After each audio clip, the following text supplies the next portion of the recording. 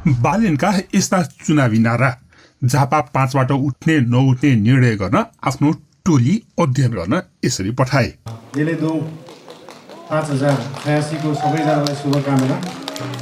अङ्ग्रेजीमा भन्दा happy new year. हाम्रो मौलिक सभ्यता, हाम्रो मौलिक। काठमाडौँ महानगरपालिकाका मेयर बालेन शाह राष्ट्रिय स्वतन्त्र पार्टीका वरिष्ठ नेता नियुक्त हुनुको साथसाथै सो पार्टीको तर्फबाट प्रधानमन्त्रीको उम्मेद्वार घोषणा भए लगत्तै उनी मेयर पदबाट राजीनामा दिएर चुनाव प्रचारमा लाग्ने तयारी गर्दैछन्। यसै सन्दर्भमा माघ 1 गते सबै जनजातिलाई सम्बोधन गर्दै एक स्ट्याटस लेखेका बालेनले माघ 2 गते अर्को लामो स्ट्याटस लेखेर अब लोकप्रिय नारा होइन इमानदार नेतृत्व चाहिएको छ भन्दै विभिन्न नाराहरू सार्वजनिक गरेका छन्। प्राप्त समाचार अनुसार बालेनले फागुन 21 गते तय भएको प्रतिनिधि सभा निर्वाचनमा झापा 5बाट उम्मेदवारी दिने विषयमा अन्तिम निर्णय गर्नुअघि आफ्नो कोर टिमलाई झापा पठाएका छन्। नेकपा एमालेका अध्यक्ष केपी शर्मा ओलीसँग प्रतिस्पर्धा गर्न उनको गृहनगर झापा 5बाट उम्मेदवारी दिने वा नदिने विषय अझै पनि उनले अन्तिम निर्णय गरिसकेका छैनन्। बालेनको टिमले स्थानीय वस्तुस्थिति बुझेर चुनावी अभियान नै थाल्ने बताइएको छ भने सो टोलीले विस्तृत अध्ययन गरेर रिपोर्ट पठाएपछि मात्रै बालेनले कुन क्षेत्रबाट चुनाव लड्ने भन्ने औपचारिक घोषणा गर्ने बताइएको छ। बालेन राष्ट्रिय स्वतन्त्र पार्टीको वरिष्ठ नेता बन्ने सहमति भए पनि उनी अहिलेसम्म औपचारिक रूपमा रासोपा पार्टी कार्यालय नै पुगेका छैनन् र राजनीतिक कार्यक्रममा पनि उनी अहिलेसम्म सहभागी भएका छैनन्। पहिला काठमाडौँको मेयर पदबाट राजीनामा दिने अनि मात्रै उनी रासोपाको केन्द्रीय कार्यालय घण्टीघर जाने र पार्टीको चुनावी अभियानमा सक्रिय हुने बताइएको छ।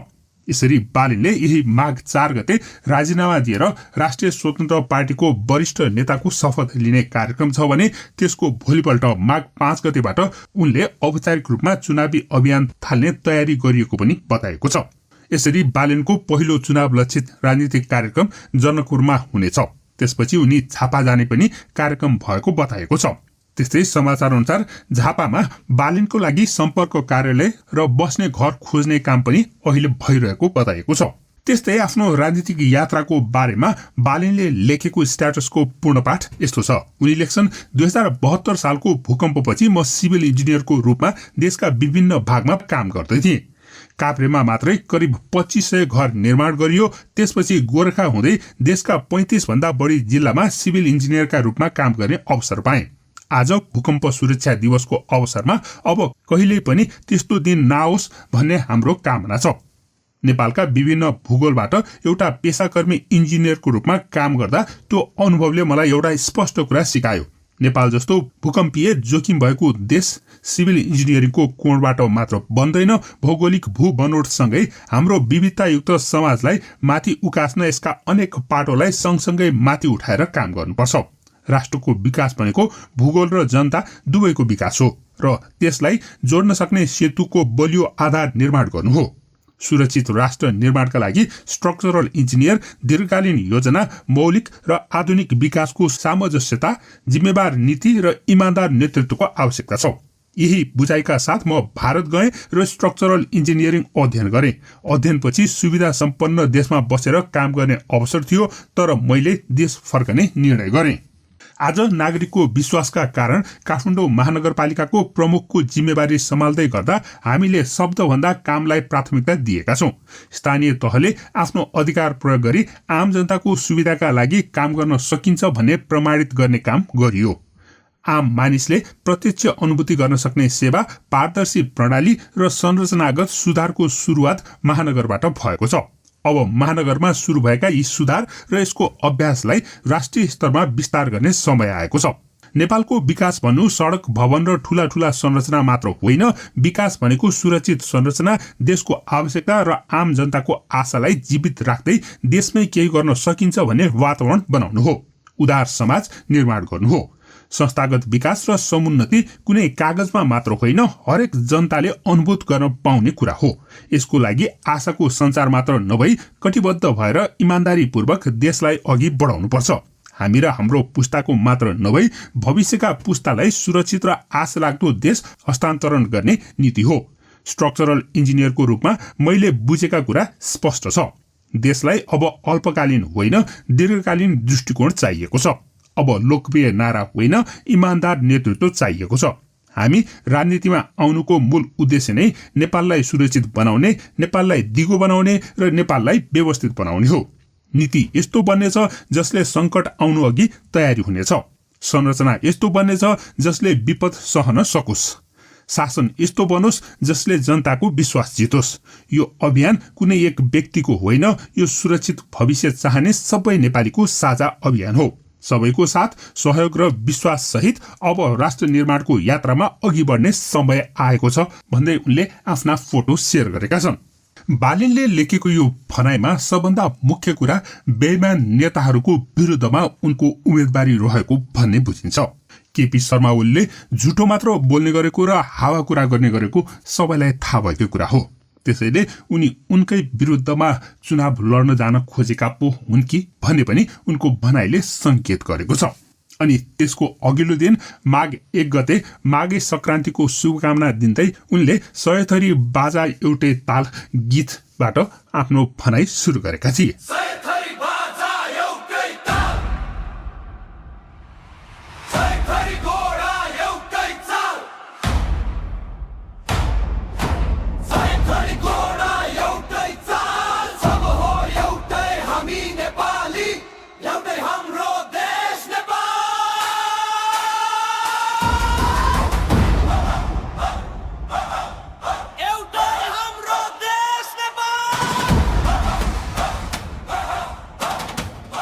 उनी लेख्छन्, आज माघ 1 प्रकृति फेरिने दिन मात्र होइन, नेपाली विविधताको सुन्दर संगम पनि हो। आज आफ्नो मौलिक परम्परा र महत्व अनुसार विभिन्न समुदायमा फरक फरक तरिकाले मनाइने यो विशेष दिन वास्तवमा अनेकतामा एकताको प्रतीक हो। मकर संक्रान्ति माघे संक्रान्ति अर्थात् माघ महिनाको पहिलो दिन हो। माघ मध्य हिउँदको एक महत्वपूर्ण महिना हो। यस दिन सूर्य धनु राशिबाट मकर राशिमा प्रवेश गर्दछन्। यही कारण आजको दिनलाई माघे संक्रान्ति, तिलुवा संक्रान्ति, मकर संक्रान्ति वा माघीका नामले आफ्नै विशेषता र सांस्कृतिक महत्व साथ मनाइने गरिन्छ। मगर समुदायमा यस दिनलाई एक विशेष उत्सव तथा पर्वको रूपमा सकराटी माघे संक्रान्त मनाइन्छ। त्यस्तै नेवार समुदायमा माघे संक्रान्ति घ्यचाकु सहलुको रूपमा मनाइन्छ। त्यस्तै मिस्तिला समुदायमा यो पर्व तिला संक्रान्ति वा खिचडीका रूपमा उल्लासका साथ मनाइन्छ। यस दिन पवित्र स्नान गरी तिलका परिकार र खिचडी खाने तथा दान पुण्य गर्ने परम्परा रहेको छ। नेपालमा प्रचलित सम्बतहरूमध्ये किराँत एले सम्बत 1 हो। माघको पहिलो दिनलाई किराँत एले सम्बत आरम्भ अर्थात् नयाँ वर्षको रूपमा मनाइन्छ। अनि थारू समुदायमा माघी नेपालमा बसोबास गर्ने थारू समुदायको प्रमुख चाड हो। माघीलाई थारूहरूको मौलिक संस्कृति, पहिचान र परम्पराले भरिएको सबभन्दा ठूलो पर्वका रूपमा लिइन्छ। हामी जोडिने, रमाउने र उत्सव मनाउने नाम र शैली फरक फरक हुन सक्छन्, तर भावनाहरू एउटै छन्। सबै पर्वमा नयाँ सुरुवात, आशा र समृद्धिको कामना समेटिएको छ। समस्त नेपाली दाजुभाइ तथा दिदीबहिनीहरूलाई नयाँ सुरुवात र समृद्धिको लहर छाओस्। यस विशेष दिन तथा यी पावन पर्वहरूको हार्दिक एवं मंगलमय शुभकामना भनेर उनले सामाजिक सञ्जालमा लेखेका थिए। हाम्रो मौलिक सभ्यता, हाम्रो मौलिक किराँत परम्परा अनुसार मनाइने यो नयाँ वर्षलाई चाहिँ हामीले मौलिक रूपमा नयाँ वर्ष न्यू इयरकै रूपमा लिनुपर्छ भन्ने बुझाइ हो। र यो किराँतको मात्रै नभएर सम्पूर्ण नेपालको एउटा न्यू इयरको रूपमा मान्न सकिन्छ। आजकै दिन माघ 1 गते विभिन्न समुदायमा, किराँतमा मात्रै नभएर अरू मगर समुदायमा, थारू समुदायमा, मिथिला समुदायमा, विभिन्न समुदायहरूमा फरक तरिकाले भए पनि आजको दिनलाई नयाँ वर्षको रूपमा मनाइने गरिन्छ। र विशेष गरी किराँत सभ्यता चाहिँ काठमाडौँको लागि एकदमै महत्त्वपूर्ण छ। अझ भन्नुपर्दा त मैले तपाईँहरू सबैलाई यो किराँत भूमिमा स्वागत चाहिँ गर्नुपर्ने हो।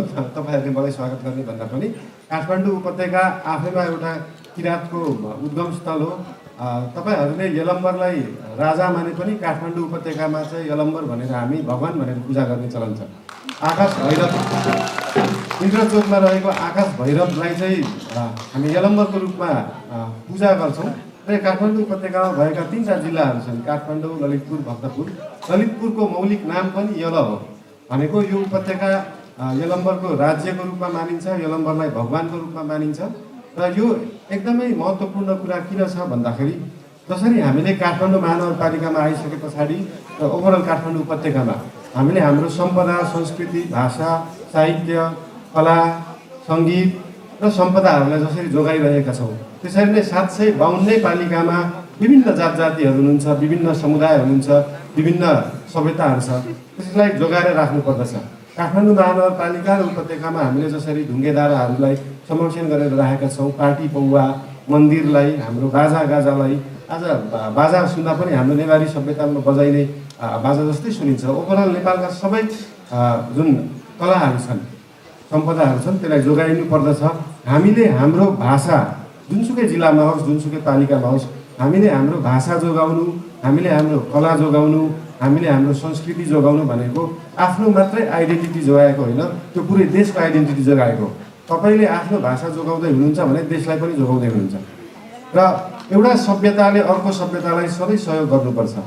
हामी जुनसुकै सभ्यतामा भए पनि अरू विभिन्न सभ्यता संस्कृतिलाई चाहिँ एउटा इज्जत दिने, सम्मान दिने, त्यो एउटा सम्मानको भावना चाहिँ जुनसुकै संस्कृतिले अर्को संस्कृतिलाई गर्नुपर्दछ। त्यसले गर्दाखेरि अरू मात्रै जोगिँदैन, आफू पनि जोगिन्छन्। हामीले पढेको बेलामा कुनै आज भाषा लोप हुन लागेको छ भने त्यसको लिपिहरू खोजेर ल्याउनलाई सम्पूर्ण नेपालीहरूले एउटा भाषा खोज्नलाई सहयोग गर्नुपर्दछ। कतिका त लिपिहरू हराइसके, कतिका भाषाहरू विलीन भइसके। अहिलेका नयाँ युवा पुस्ता विद्यार्थीहरू भनौँ, उहाँहरूलाई आफ्नो थर जे भए पनि आफ्नो भाषा बिर्सिसकेको हुन्छ र आफ्नो जे थर हो त्यो हिसाबले भाषालाई पनि बिस्तारै प्रोटेक्ट गर्दै जाने, सिक्दै जाने।